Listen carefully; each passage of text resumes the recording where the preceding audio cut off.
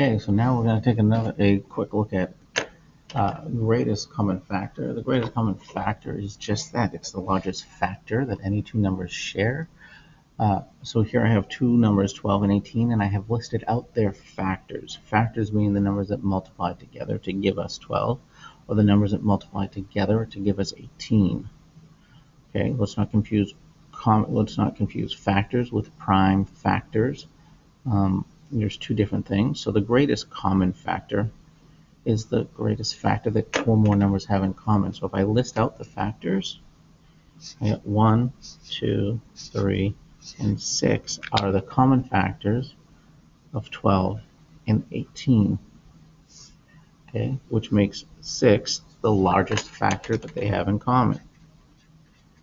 Okay, that is different than using the prime factorization to find their greatest common factor. Okay, so we can use factor trees to find greatest common factor, and the way that works for us, I'm going to use the same two numbers, 12 and 16, is you would do the factor trees for both numbers.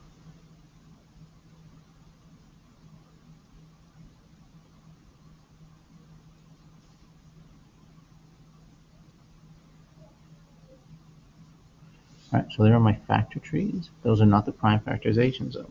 The prime factorization for 12 is equal to 2 times 2 times 3. The prime factorization of 16 is equal to 2 times 2 times 2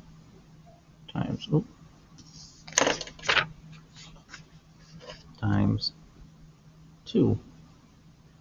Okay. So now if I look at the common prime factors, I have a 2 and a 2, and another 2 and a 2. And I take them in a pair, and I take 1 for each pair. So that 2 for that pair, and 2 for this pair. And 2 times 2 equals 4. This is the greatest common factor of 12 and 16. Okay?